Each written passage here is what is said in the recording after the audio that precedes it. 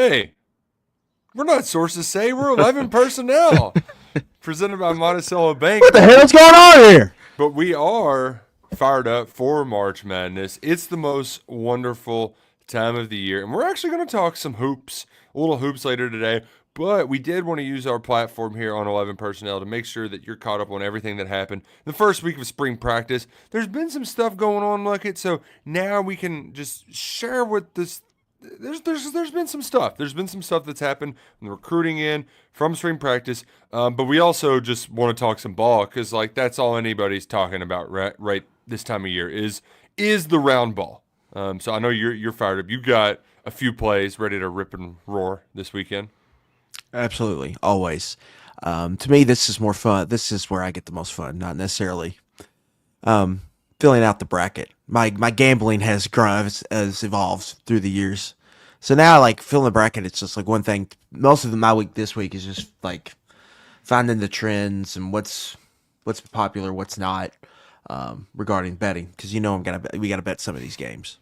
Well, and you get a quicker rate of return. Your return on investment. Excuse me. Just and if you lose, you're not out. Like sometimes if your bracket's busted, you're cooked. That window's always open. You can always walk back to it and just play the next game. There's always a game later on that you can chase, and that's never hurt anybody before like it. So I don't think it'll hurt anybody now. Yeah, what could go wrong, right? Nothing could go wrong if you check out Monticello Bank and their HELOC special. They're embracing the madness, the HELOC madness. Use equity you built in your home to finance special home projects this spring. Maybe you want to put a pool in this summer. Use that equity you built in your home. Go to Monticello Bank. Ask them for the HELOC special. They got 20 locations in 14 counties across Kentucky. They're just around the corner, and they will put the numbers on your side. They're always going to have your best interest at heart. It's what's kept them in business for over 120 years across the Commonwealth. Just speak to one of their kind mortgage lenders today. They'll get you pointed in the right direction. Share what they can do for you to upgrade your house this summer, this season. Visit Monticello Bank at nbcbank.com or in person. Monticello Bank, where people matter. Member FDIC, equal housing lender, and proud presenting sponsor of 11 Personnel. Mr. Luckett, I'm very excited because there was a little bit of meat on the bone from last week to talk about, but also it's not enough to where we're going to get bogged down in it, and we can't actually chew on the March Madness. So first things first, if Johnny on the street says, all right, so what's going on in spring practice? What's the first thing that comes to mind? What's the biggest lesson you've learned from spring practice so far? Yeah, I would say that it's just the operation has changed over there. It's not necessarily a spring practice specific.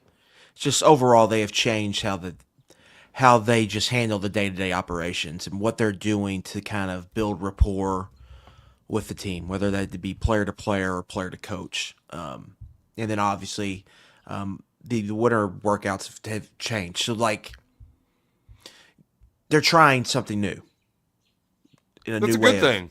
operating. So they've tweaked some things. And so I think that is one thing I've learned, and it's something that's brought up. Mark Stoops brought it up multiple times. Brad White brought it up. You said tweak in March, like it. The hairs on my neck just stood up. Well, there you go. It'll be tweaking in Providence this weekend, but that to me is the overarching theme. I think they've recognized that last year was a disaster, and they're trying to fix it from the inside out. And I think there's been recognition and public recognition that how they were operating in certain ways couldn't continue. Now there might be some changes you want them to make that they didn't make, but they are making some changes how they operate day to day, and that to me is probably the biggest takeaway to this point, because they broke their silence. We hadn't heard from them really in 3 months. We got to hear from them, and that was the big, I think, overall point. And I think that's it. I mean, I think that's program messaging. I think they want to get that out too. There's also, Stoops went and talked with Matt last week, and I don't think that we'll ever get the finer details of X, Y, and Z happen this year, and A, B, and C are happening this year. But from a accountability, competitive leadership standpoint, like all of the words that those motivational speakers love to use, the best concrete example I got was from Ty Bryant last week. Because, yeah, they've been doing the 40 for 40 player development stuff since Freddie was there back in 2018, right? Like, it's not new doing these offseason team bonding activities. But it feels like they're putting more of the onus on Dean Hood to make sure that there's some meat there. And Ty Bryant was the one who said, we did the same thing last year, but there was something different this year. Everybody wanted to go win, and there was fight. Last year, it just wasn't that. People were complaining, when can I go home? When can I leave? This year, everybody was cheering each other on. It was a real competition. I feel like things like that will get us over the hump. Things like that create good bonds and good chemistry. And I've never heard something that was more just really just encapsulates what was wrong with the program and how they're trying to improve that, not only with the personnel, but what they're doing this offseason. Yeah, again, I think it was just overall, I think all this is recognition that they had to make changes. And they're attempting to make changes. I think, like, Stoops at one point, I believe it was last year, said they needed to reboot the roster. But more importantly, I think they've kind of rebooted the program in general, doing all this, and we'll see if it pays off. But I think like this is getting out. I think because they want the fan base to know that they are trying to make changes, and they certainly needed to. It is one of those things where the amount of times we heard it, like you can kind of glaze over and just like, okay, I've heard this before. But if you really read between the lines, there's a lot in there to just kind of, it's like Brad White. He can go on and on and on and on. But in all of that, you wade through all of that, and there's very much this is how we're trying to break through to these guys that it's got to be on them, and they've got to hold each other accountable, and that wasn't the case in recent years. Not always the case. So, look at what else you got from spring practice that stood out. Last thing. Okay. White kind of confirmed that they have like an individual issue on the team. Yeah, that was his big. You got to have your bonds together. Because when that foundation cracks, if you don't have everybody holding on, then it's going to fall apart. Like it was a big, drawn out analogy, which is a good analogy, but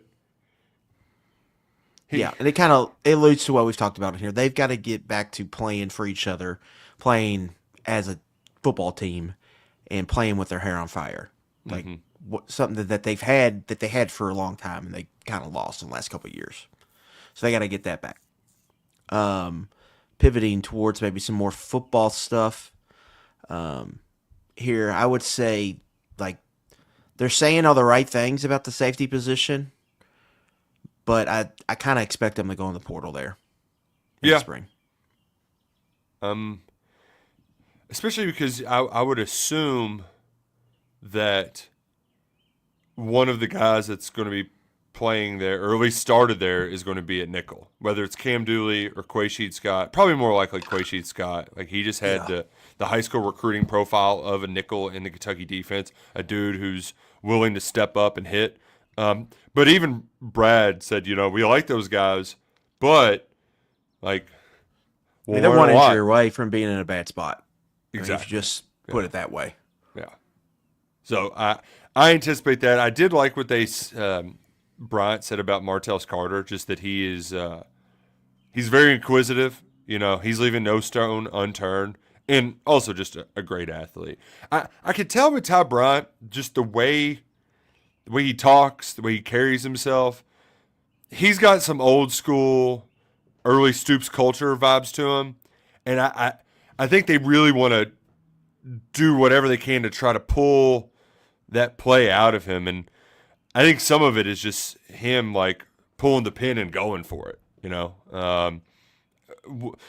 That's a lot of his play where I think maybe sometimes like he might be too smart for his own good. If he can unlock some of that playmaking that Jordan Lovett has, like I feel like if you combine Lovett and Bryant, they would be just the most kick-ass football player. Because Lovett plays with his hair on fire, but almost too much where he makes mistakes. And then Bryant, he almost thinks too much and then is a step slow to make the play. So, like, if they meet him in the middle between the old Georgia Pines, I'm really going to appreciate that position. But, like you said, that's a position that gets hurt. Name a year. Have they had a full year without those safeties? Going all the way back to Darius West, Mike Edwards. I appreciate the Diamond Rio reference there. I gotta admit, I don't know if I know the deep catalog of Diamond Rio. I mean, that's a great song, but I think Meet in the Middle is it. I don't know if Diamond Rio was a one-hit wonder. Maybe help us in the chat, but it feels like they were. Did they do Dust on the Bottle? No, it kind of David Lee Murphy. Okay. Yeah. Yeah, that. We'll need some help there because I know they were big, but I can't. One More Day. One More Day. Yeah, that's probably Beautiful Mess. I know that one. Yeah, Beautiful. I forgot about Beautiful Mess. Yeah. So they had a couple. Yeah. One album's worth, probably. Norma Jean Riley. I don't know that song, but it sounds like a great song. Just the name of it. And Bubba Hyde. Like those sound like good 90s country music songs. So need to dig a little deeper in the Diamond Rio catalog. Yeah. But right, I think safety, like I just, that's towards the top of my list when you kind of look at positions I think they will address in the portal. And so I have that towards the top of my list. Your bold take in the spring briefing was that they'd get another running back. Yeah, I still think that. Again, they're an injury away from being in trouble potentially there. Right? Heavy attrition position. What happens if Dante Dowdell or Jamarian Wilcox get hurt? I mean, Wilcox, that's right. Playing with dynamite. He's a wild card, and for the or do they gonna be trust him? All that kind of stuff, and then what happens if an injury, pops up? So that's another position I think they should probably look to address there in the portal whenever that time comes. We didn't blow it up, but it was out there. Did you see the picture of our guy Jamarian Wilcox at practice? Did you look at his feet? He's still doing it, Luckett. He's doing the. It was very popular in like 2005, Yes. 4. Like Air Force Yes. Ones came out. He's doing that where it's like, Yes. how wide can you get your shoes, and then you tie Yes. a little knot at the end of them. That's just at eighth. How Adam Luckett wore his shoes in 8th grade. Yes. Yeah. That's what he's doing. He's still doing it. And now,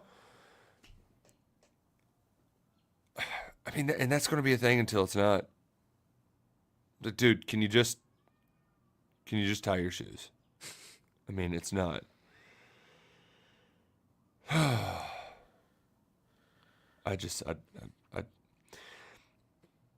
You're asking a lot of him. Yeah. Let's right. Yeah. As right now. You need him to answer.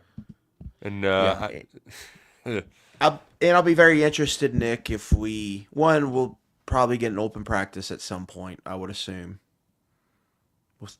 Spring game still hasn't been confirmed. That still needs to get confirmed. So we'll find out all of that stuff once they get back, and then getting to see the team always helps because you get eyes on what actually looks like, how kind of you get the feel for where everyone is. Mm-hmm.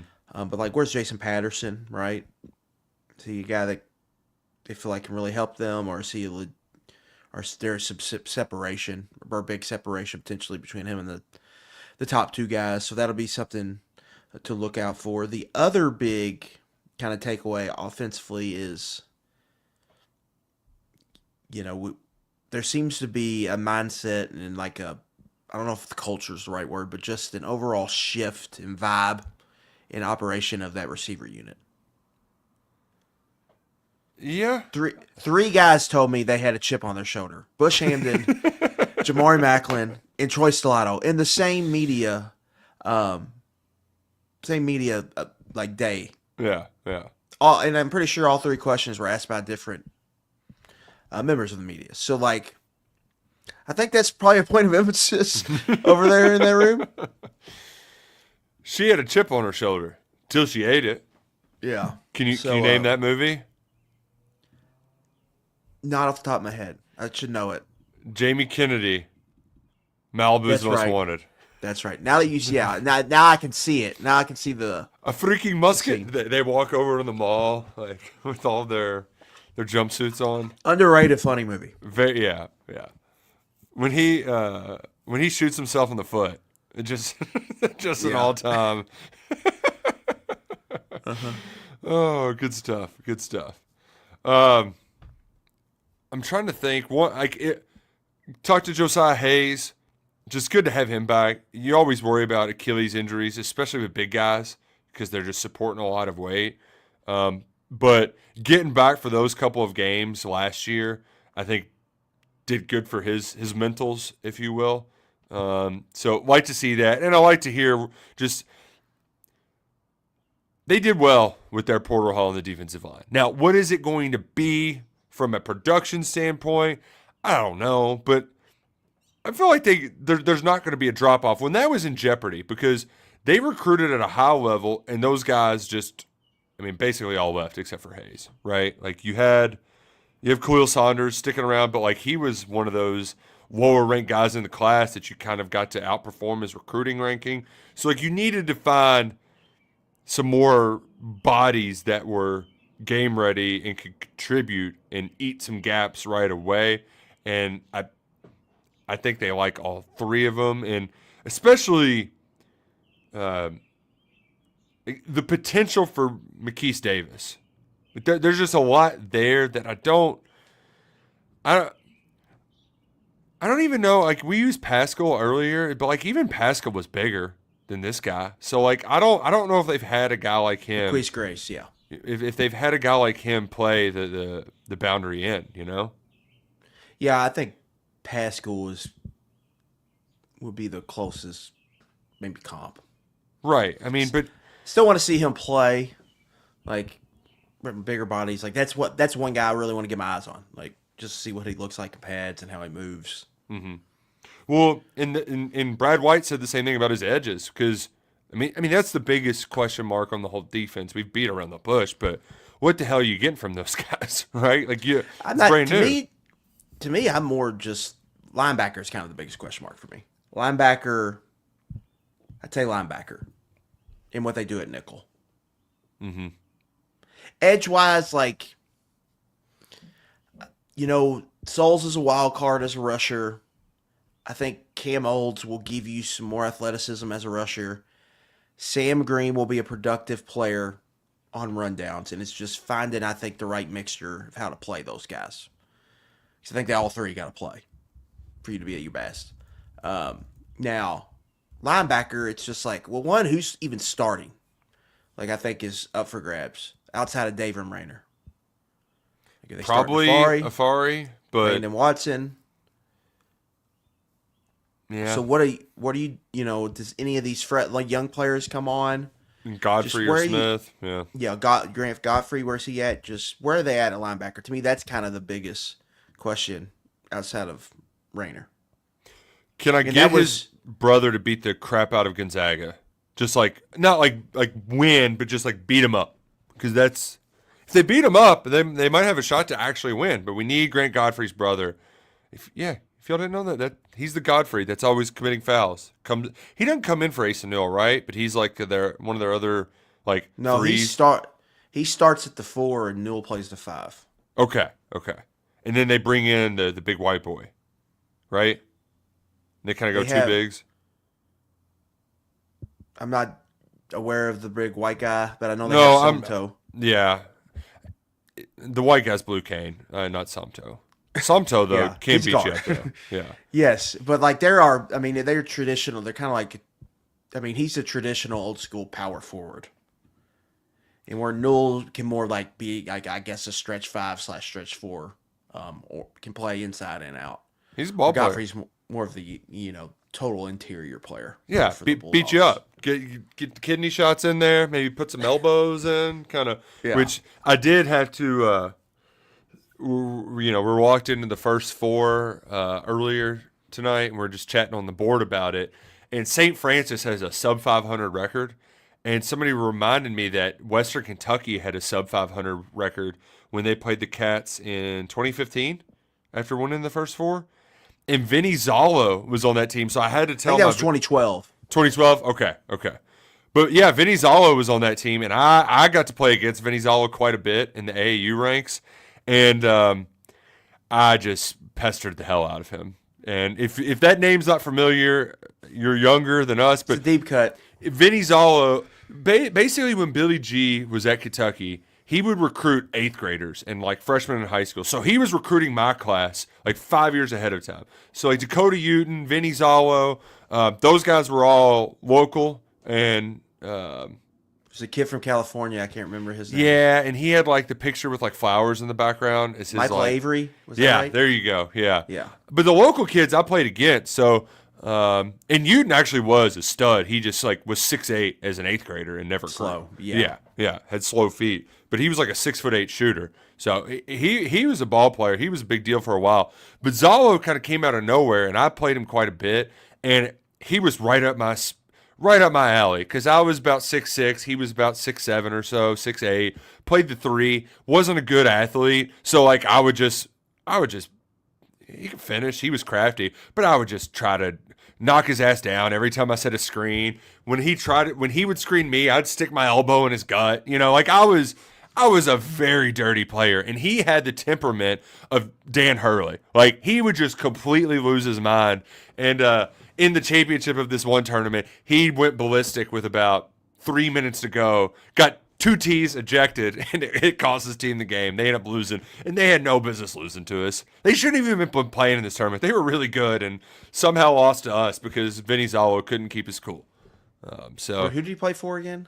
he was at Clark County at GRC. He was a Winchester kid, and he played for the Indiana Elite team. And I got dunked on really hard one game because they had like these 2 7-footers from Africa, and I turned around in transition one time. Like I stopped the ball and I turned and looked, and there's just feet in my face. Like it was tough sliding, but we got it back. We got Zallo. We were good to go. So a nice little pivot, little hoops talk. We'll get back to football, redirect. But why don't I tell you about my perfect franchise in between, Luckett, right? Just let her get her head right. Get your head right with Andy Ludicky. He'll take care of you if you're not enjoying what you're doing right now. He can set you up with the best franchise opportunities in the business. Or if you just want a side hustle, you can find a way to start a business. This isn't related, but like, my wife, she like has her own side hustle doing artwork and stuff, and it can. One of our friends had to quit their job because their side hustle got so big. Start your side hustle with Andy Ludicky at My Perfect Franchise. MyPerfectFranchise.net is where you can find more information. You can also call or text Andy at 404-973-9901. Andy's a franchise consultant and a franchise owner. He'll talk with you about what you're passionate about to help find you the right line of franchises. His services are 100% free. He's just here to help you with any questions you have about business ownership and to get you started. So get a hold of him today, Andy at myperfectfranchise.net, or text or call at 404-973-9901. Mr. Luckett, I don't know if I have anything more X's and O's because they're reluctant to say more X's and O's from spring ball. So unless you have anything pressing, I think we can move on to some pertinent recruiting chatter that is, I would Yeah, describe as worrisome, troublesome. I go a little deeper in the column I wrote this week. So at KSR Plus, if you can go and check that out. But that's pretty much the bare bones of it, where we're kind of at right now. There's not outside of just Stoops. I think overall messaging and taking, I think, public, I guess, responsibility for what happened last year. Like that was really, I think, the big takeaway from the first week. And then we'll see what happens when we get into these next couple weeks when we talk to some more people and hopefully see it practice. But yeah, that's kind of where we stand spring practice wise right now. Real exciting stuff, I know. But Yeah. this is spring practice. It's true. Do you think it's got to be too late to happen this year? Do you think the Fran Brown, Deion Sanders spring game will have any legs to it, Luckett? I don't see that happening. Because if there were two guys who, like, they're the guys to do it, right? Power conferences, but at programs that like that's good pop for them. I think it, but it's probably too late just logistically to do it this year. And B, how do you convince the NCAA to let this happen? What hoops you got to jump through to make it happen? I don't think that will happen, but I do think they've got to get creative, and I think even basketball falls in this. You've got to get creative and figure it out what more ways to make revenue. So, like, to me, what would be like, could we set up an exhibition game and like when fall camps are going on? Like, to me, that seems more likely than having Syracuse get on a plane, fly to Boulder in April. That just to me, that seems more likely, but we'll see. But there's I definitely think there's going to be more, I think, concern about what college teams are going to do in the spring, because they're threatening with just like totally disappearing for 4 months, and I don't think that's necessarily a good thing. It's true. I have like to your point, doing the inter squad in the spring would be great. I only think anybody would be willing to do it if they got rid of that portal window.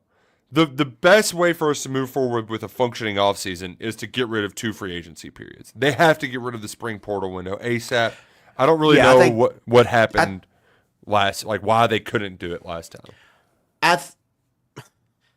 Do I think like Matt Rule is really worried about like some team watching his spring game and like gonna go pillage his roster?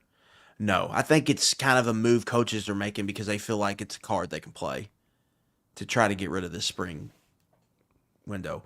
All of this came after the fact.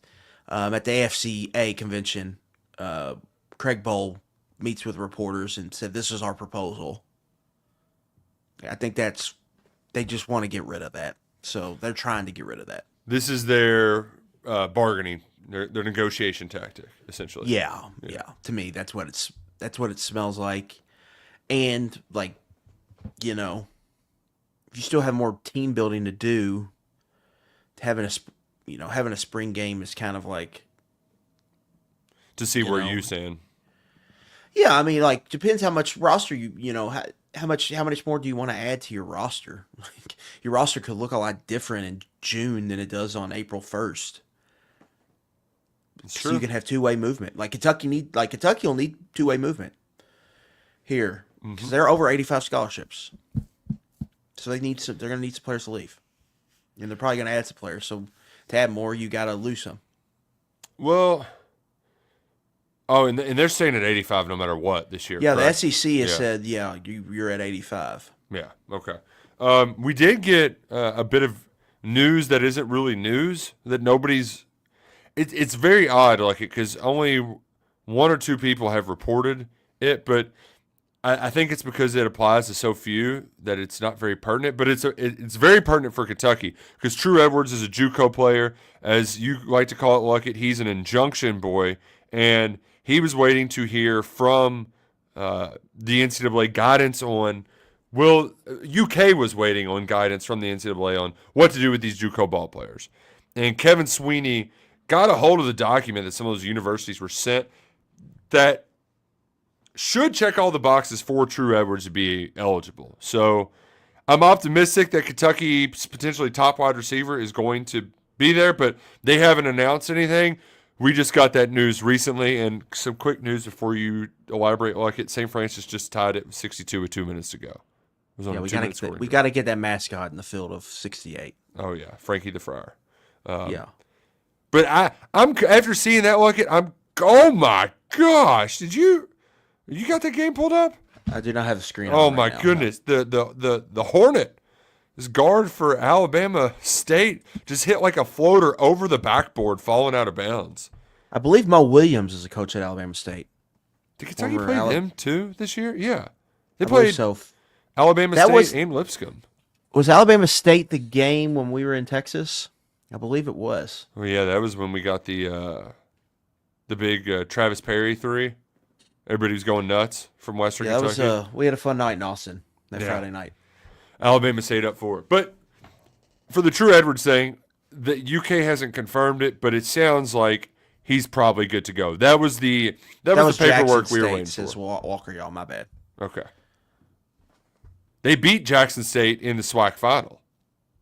They played Alabama State. Maybe it was last year, but they've played them with Mo Williams here recently. We got some ex guy in the chat who, dude, all your players are going to Louisville, all right, Nathaniel? Why don't you go cheer for the Cards, buddy? You're sending them all there. What the hell, Luckett? That can get us into recruit. He's over here mad, talking about the excellence of St. X, and Mr. DeSales guy's chirping. Roush is just upset. How many times have you all made the region championship of basketball or to Rupp? We made a lot of region championships and lost them, and that's the issue. We've lost them all. We've only been once, but you're there for the second time in 50 years. Okay, so like, Roush is just a little upset that St. X they're getting there with the best team, and DeSales has knocked on the door for so long. Yeah, I only get so many opportunities to tell a Vinny Zalo story. If I got it, I got to use it. All right. Oh wow, big shot for St. Francis. 1 point game. See, these first 4 games, people hate on him. They're pretty close. And Nick, where do you stand on the expansion? I know that somebody was forsaking us this morning on the Leach Report, just like saying we need to expand the field. I think you just want to do it just so the field of 68 has to change their name. Should really stick it to those guys. Like maybe like the Big Ten, right? You know, they have to keep it because that's the brand. I just think it wouldn't touch the field. Like Thursday would be the same. So what was it? They said they would go to 70. Like, would you add 4 more games? Is that what it would be? Yeah, I think it would be 2 more games on Tuesday and 2 more games on Wednesday. So you would have 4 games total each day. Yeah. So if you got it to 70, does that put them at 76? Yeah. Eight more teams.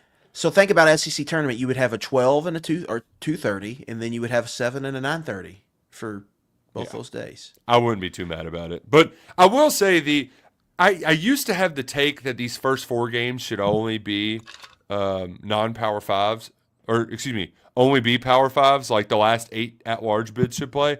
But I've completely flipped the switch on that after hearing the 16 seeds talk about it, because one, they get the money. Like if they win, that's the same as winning next week. So like financially it benefits them. But from an eyeball standpoint, like these power conference teams get enough eyeballs. This is a chance to watch a really, like, you get some close games between teams that I'm never going to watch, and I somewhat care about it. I don't care about it a ton, but like, hell yeah, I'll care about St. Francis, Alabama State for once. Yeah, I think that's a good point, but I also think like competitively, 16s aren't beating 1s.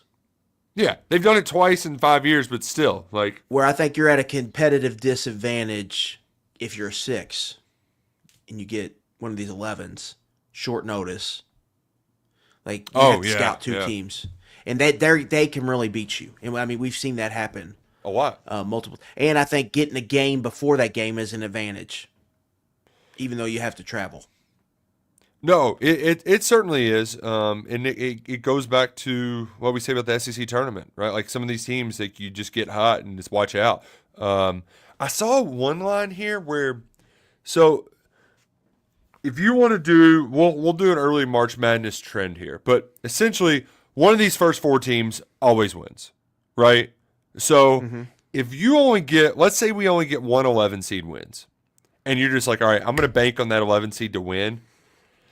They win that game by an average of 7 points. Like it's usually convincing win too. So that's that's like a principle. I'm going to take it to the bank.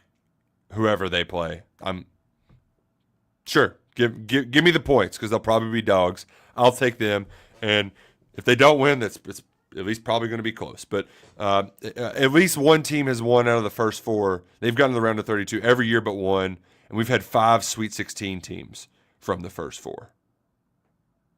So there's your first 4 trends of the night. Do you just want to do March Madness and we can book in it with recruiting while we're here? This game is we got free throws right now. We don't. Let's just talk about recruiting. Doesn't have to be long. Let's just talk about that, and we can end with March Madness. But basically, it ain't good. Not great. I wrote a column today. It was basically like, this is kind of a combination of factors where they're at right now. I do want to point out, like, it's a lot of Louisville takes. Like, Louisville's average star rating would have finished like 35th last year. So it's not like Louisville for their class right now. Like, they're off to a hot start and they're doing a job, but there's not like Louisville's like having this great, I would say, outstanding recruiting class. But they are putting a bigger emphasis in state, and I think they're more of a threat for in-state players right now. Like Carson Bush was the guy Kentucky wanted. Now, this Evan Hampton recruitment was weird. I can't figure out why Kentucky was so hesitant to go after this kid. Because they offered him early when he was actually a UK baseball commit. And he put up big numbers as a sophomore. And so I think it was after that he got the early offer. And then junior year, he was going to these camps and he was testing very well. And then went and put up some more nutty numbers. Right. Penn State, Michigan were all over him. I'm very high on him. I think he's going to be a really good ball player and really fit a lot of what Kentucky did in the past. So I just don't know why. Because I could see it like losing a head-to-head battle, but Kentucky didn't really put up a fight, and I don't get it. Is Boulware just out on him? Like I don't understand. I got nothing there. Like it. I got nothing there.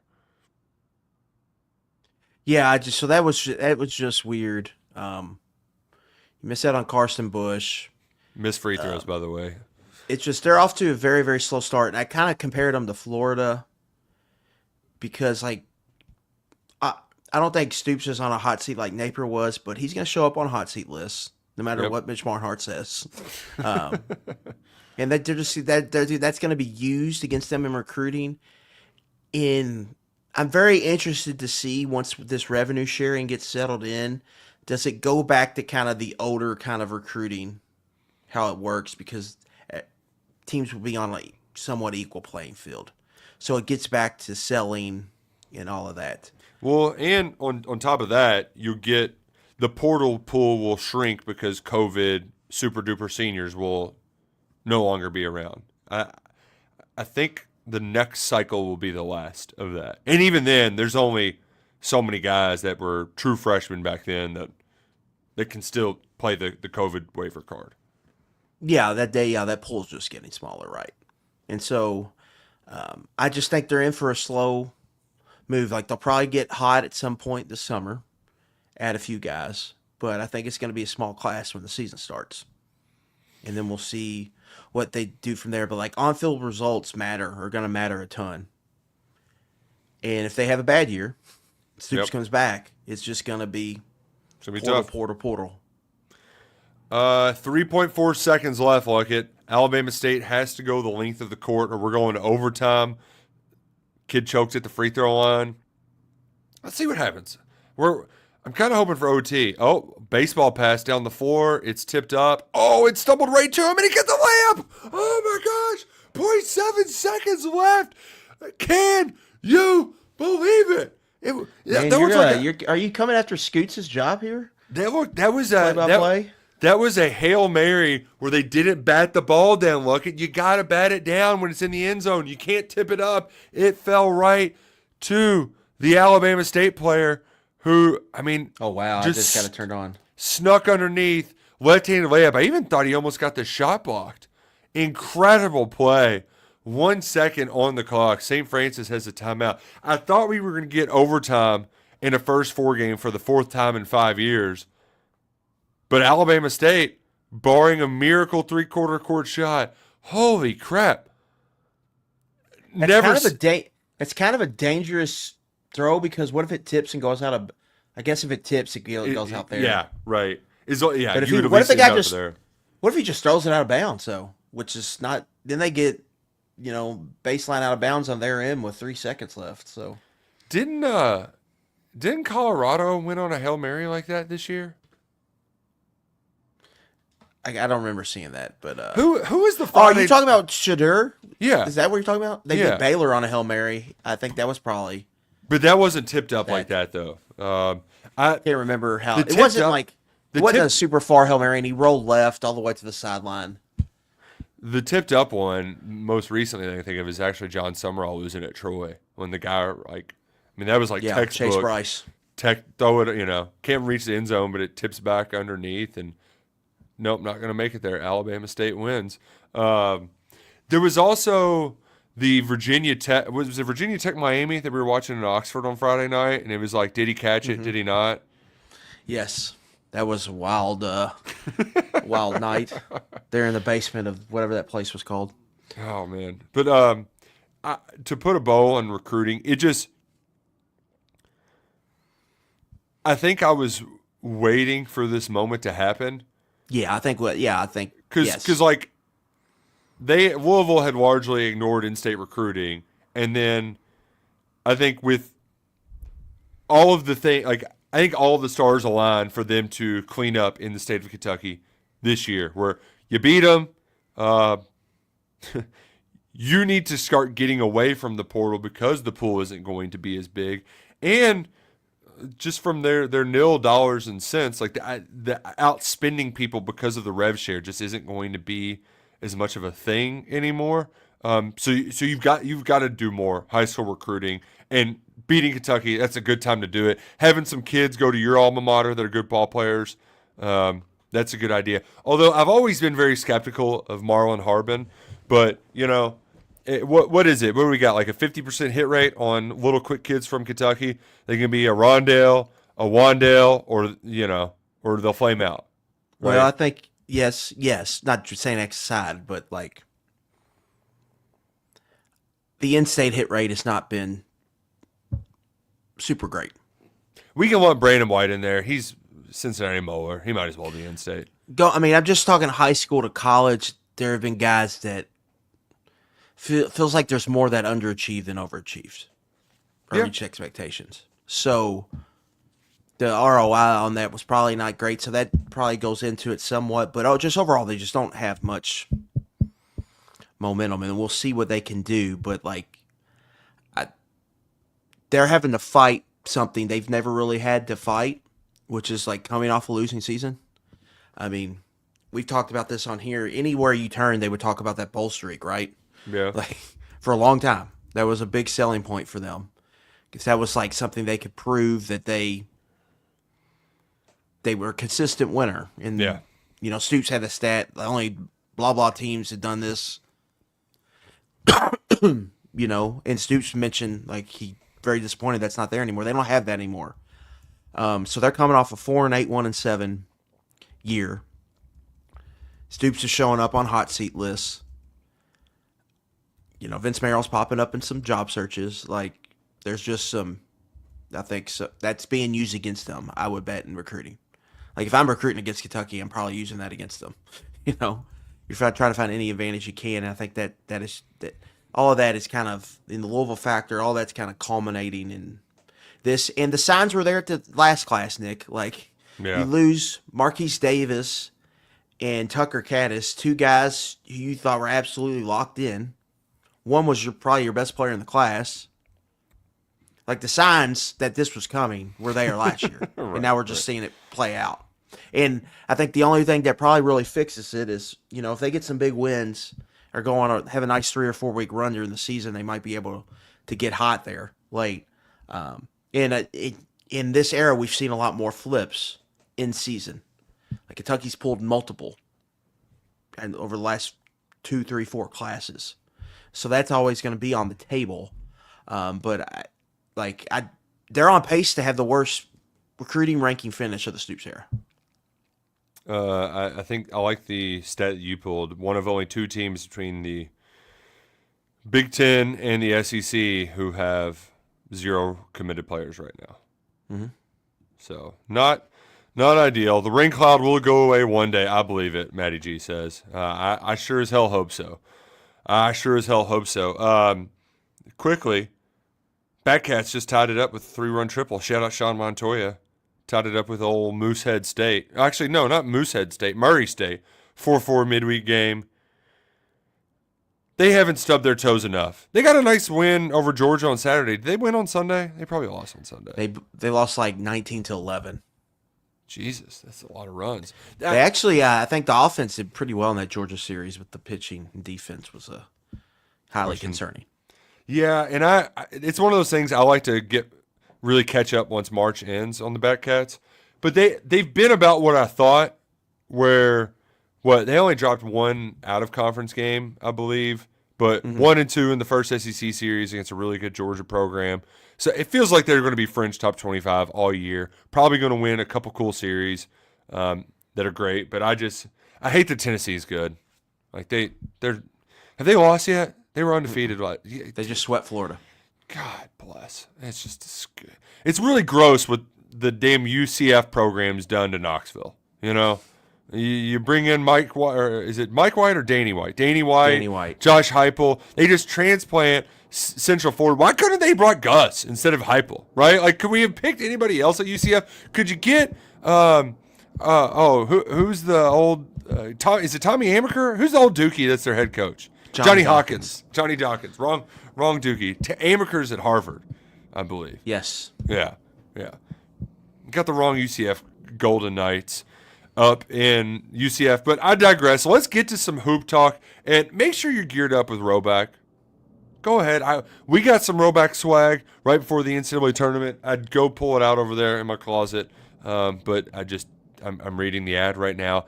But the rope, they're so comfortable. They're comfortable. They're stylish. The collars, nice and stiff, not going to wrinkle on you. I also like the length of the shirt too, because sometimes you get the polos that are too long and they look like a dress. But I'm a tall guy. Sometimes they ride up. They're too short. Like I worry that my gut's going to hang out after I drink 13 beers on the golf course. Right length, great material, great quality, and at a great discount, because first-time buyers at Roback.com are going to get 20% off when you use promo code KSR at checkout. At RHOBACK.com, promo code KSR, you're going to get 20% off at Roback when you gear up this March. They've got Kentucky game day gear. They've got the Rupp Arena pattern on the polo, UK hoodies. I got the Kentucky, the little Kentucky outline pattern all over everywhere. Got me a St. Patty's Day shirt, a green shirt. I don't own a lot of green for, we used to call X and Trinity Green Slime 1 and Green Slime 2, but I do have a green golf shirt now with Roback. It's the best looking shirt out there. I'm going to look great, look good, feel good, play good this March. Roback.com, promo code KSR when you check out. Look, has your Roback package came in yet? Not yet. I still got to. You got to get on that, dude. Come on. It's shaping up, buddy. Just got stuff going on over here. You're too busy getting some locks. I have not finalized my picks yet. There's a lot of I'm moseying around, and then Wednesday we're spraying the board sort of deal. But I made one of my wagers on Saturday night because I watched Louisville struggle against Reno at Stanford. I watched Clemson's. I always mess up his name, but their big man kind of eat him up. And then when Malawatch, I know that there aren't many common Malawatches out there, but I was like, okay, that second half, if Louisville goes up against a big man, bet the team with the big man. Bet the team with the good big man, no matter what. So in the first game of the NCAA tournament, I'm taking Creighton money line at about plus 115, depending on where you get it. That's one of my locks. I love all the 8-9 games like it. And this isn't just a hater's pick, but I think there's just some really good teams in it. And Creighton's just, like all of these 8-9s, they're high variance teams where the 4 can bottom out if the 3s aren't falling. I'm just betting on their posts to just, like, let's be real. Noah Waterman stinks. He can knock down enough 3s to be somewhat serviceable, but he's not going to be able to guard Cockburner. He's going to get in foul trouble. And James Scott's got a cool face mask, and that's going to go viral, but, like, he's not all that great. Cockburner's going to eat in that game at Rupp Arena. Yeah, I want no part of Louisville Creighton from a betting perspective. Like, Okay. I want zero part in it. It's like a homecoming game for Chucky Hepburn because he's from Omaha. So maybe some of his props would be worth looking into. But it sounds like they thought he was maybe hurt or something, or not 100%. They're at the ACC tournament. Mm-hmm. So I just want... He's had some late season, like, is Chucky playing? He looks hurt. And then Rain Smith warmed up in their ACC final, and I'm guess he's good to go, but he hadn't played in 2 weeks. So, and they're a completely different team when their best shooter's in. Yeah, obviously. Another 8-9 game. Like, Nick, UConn is 28-6 against the spread in this tournament since 2009. That's crazy. So, I mean, like, Dan Hurley is one of the best. Like, he's got one of the best winning percentages of coaches in this field. So he's one to look at. Hubert Davis is 8-1 against the spread. Like, he made the Final Four as like an 8 seed 1 year. Like, I like them tonight, laying the 4.5 with the Hills. They're actually playing, I think, good ball entering this tournament. We all want to joke about the ACC, but they're playing good ball, so I like them. Some other coaches, I think, San Diego State struggles to score. Yeah, but I do think that there might be some early rust. I took the first half under in that game, hoping to hold my nose there and get one home early. Yeah, Rick Barnes, 11-23 against the spread in this tournament. And then the Gonzaga tree, Mark Fuse, 22-31-1 against the spread. Tommy Lloyd is 1-6 against the spread. So that's a combined 23-37-1 for that Gonzaga Brain Trust. And then Pat Kelsey's still looking for his first cover in this 13.5 is a lot of points for a pretty good Akron team. Like, a lot of people were going to pick Akron until they got a matchup that another team that wants to run up and down with them as well. Yeah, and another trend I want to throw out, like, Colorado State's 12 favorite over 5 Memphis. Memphis doesn't have one of their best players, Tyrese Hunter. 5 seed has only been favored twice. Or 12 has only been favored twice. 12 has only been favored twice over 5, and they both won and covered outright. Interesting. There, so that's something. So just take it. Don't even think about it. And then for another one of my best bets, like Texas Xavier over 149.5, I like for the first 4. And so I'm on that in North Carolina here tonight for that, and then we can get into some of our. You mentioned the Gonzaga, the Mark Few bust. Georgia plus 6.5. Give me all of that. I alluded to it earlier, but Gonzaga's just. Doesn't it feel like Georgia will just beat them up here? I don't know. Maybe it's my SEC homerism, but like if Georgia can take down, I know that game was at home, but if they can slow Florida down, Gonzaga doesn't have a lot of great shot makers. They have good athletes, and like they got running against St. Mary's, right? And were able to get into the 60s, which might as well be the hundreds against St. Mary's. But they don't have the skill that they've had in the past. Like it's just, I felt like in the past it was just like highly skilled basketball players who were decent athletes. You had that little run with like Rui Hachimura and a couple others there that were great athletes inside. But like I think this Gonzaga team, a lot of people are like, well, top 10 Ken Palm, that's going to be a tough game for Houston. And then they just go out and get beat, right? Like, everybody's talking themselves into that second round game, and it doesn't happen. Yeah, but the one thing I would say is they got the bigs on this team with Graham EK, Ben Gregg, and a couple others. They can, I think, battle Georgia inside. So for Georgia, Georgia's been playing good ball. I think it'll probably come down to their perimeter shooting. If Georgia's hitting shots, they can win that game. If they're not, they could be in trouble. Another kind of principle I have, NCAA tournament, Nick. Yep. Spreads of 6+ with totals of 137+. Those unders are cashing historically near 60%. So you mean I get to bet a under? So Georgia Gonzaga fits that threshold. Georgia plus 6.5. The total's 151.5. So that is an under I'll be looking at there on Friday or Thursday. I believe that game's at. So that's a principle to keep. And also Yale A&M fits that as well. That feels like a rock fight. Just on paper, because of A&M's inability to make shots. Mm-hmm.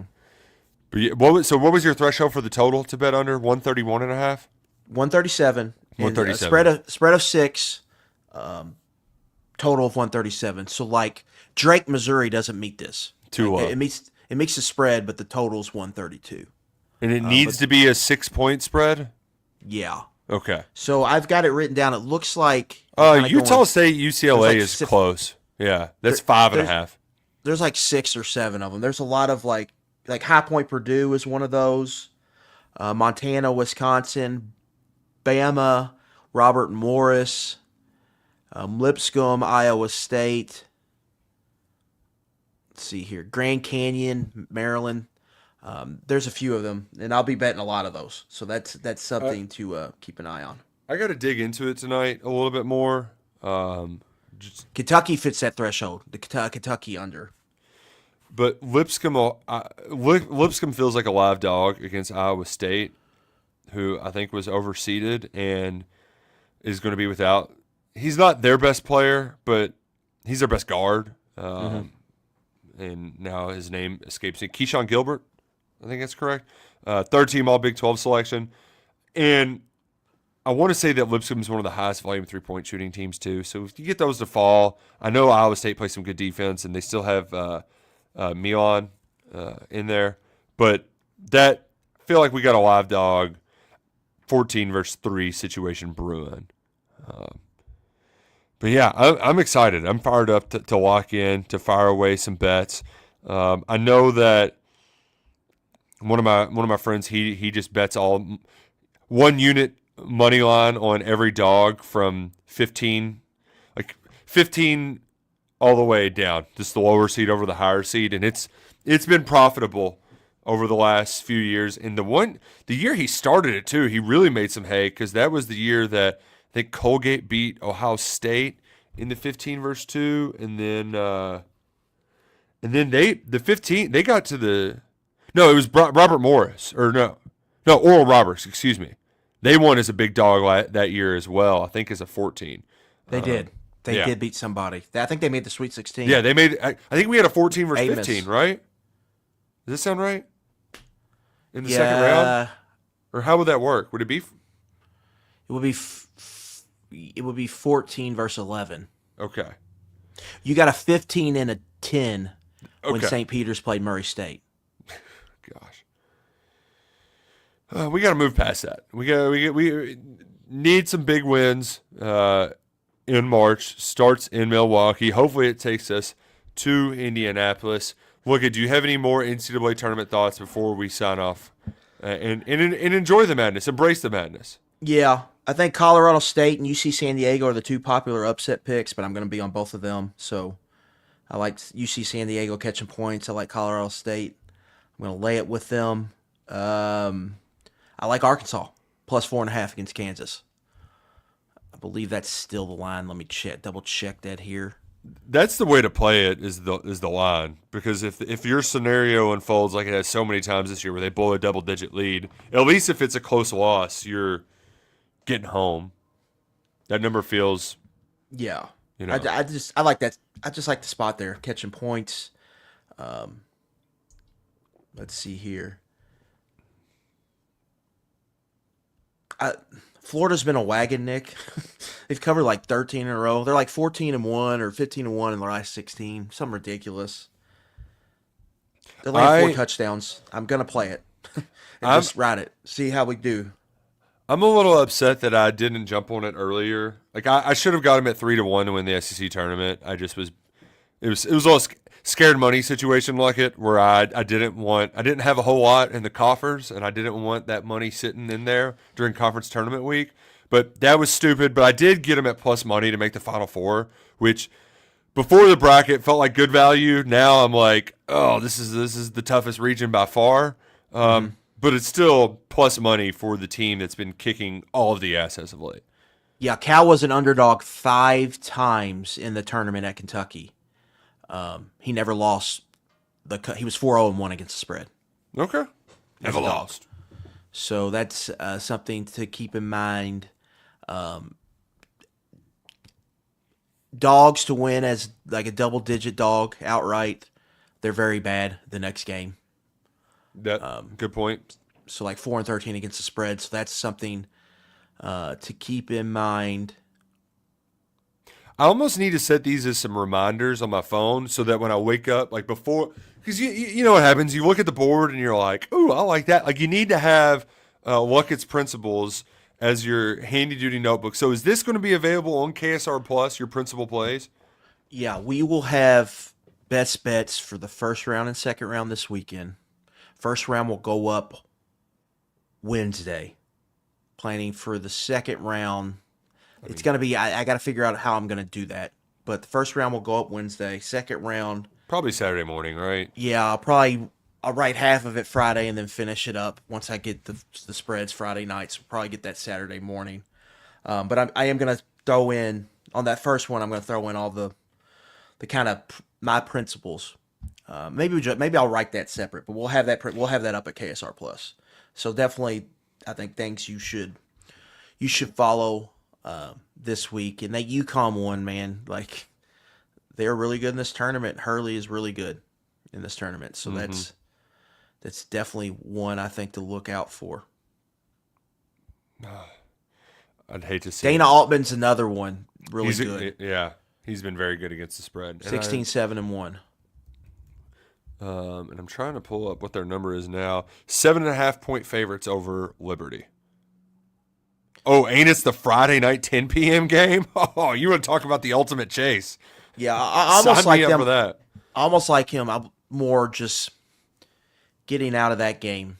Who they play next? Are they a dog or is it close to pick 'em?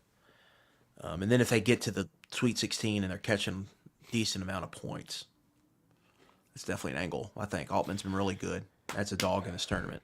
It's the most wonderful time of the year. We're fired up for it here on 11 Personnel. Football guys who also like the round ball too.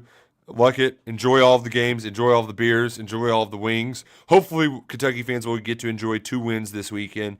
And I think, I don't know what we're going to do as far as podcast schedule. We're going to shoot from the hip because not a lot's going to happen between now and next Tuesday. So we might just take a week off. We might just come on here and talk basketball.